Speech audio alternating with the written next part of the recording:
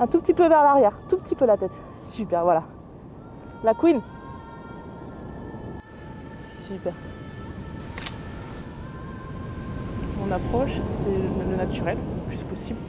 Et leur montrer que les femmes sont belles sans maquillage et sans retouche, sans maquillage par un professionnel qui dure 1 ou 2 heures par exemple. Mais voilà, j'essaye de leur montrer que même avec leurs complexes, etc., que finalement ça va. Ouais, bien droite, on recommence à regarder là-bas. De base, je suis psychologue de formation et praticienne en hypnose ericksonienne.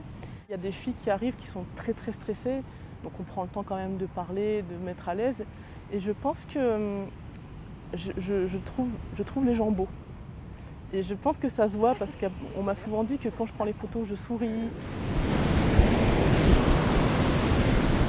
C'est parfait. Tu peux te mettre de dos?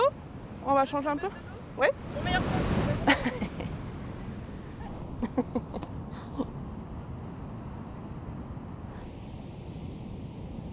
C'est ça que tu veux? C'est parfait.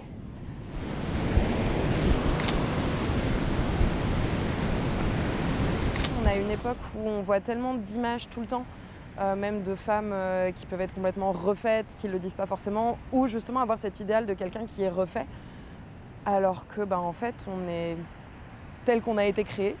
Et c'est vachement bien, on a tous un corps qui raconte une histoire, on a des cicatrices, des tatouages, certaines ont des cicatrices de césarienne, bref, peu importe, notre corps raconte notre histoire et c'est important aussi à travers ce genre d'image de réussir à se réconcilier avec notre corps.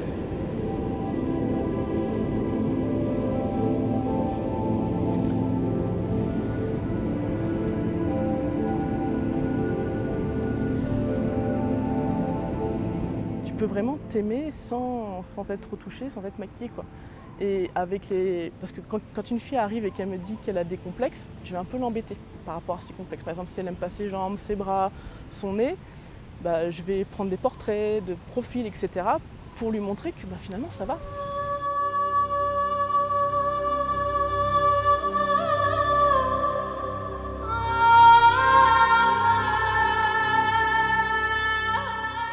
C'est important aujourd'hui d'aller au-delà de ce que la société veut qu'on soit, en tant que femme, je parle, et que vous êtes belle, quoi. Enfin, moi, je trouve, à chaque fois, je suis très étonnée de voir des femmes qui ont traversé des trucs de ouf. Vraiment, il y a des histoires qui sont très touchantes et qui sont quand même devant moi, à essayer de s'en sortir, à essayer de se voir autrement. Et je trouve ça vraiment... moi, je suis toujours très étonnée de voir cette résilience et cette force chez les femmes, quoi.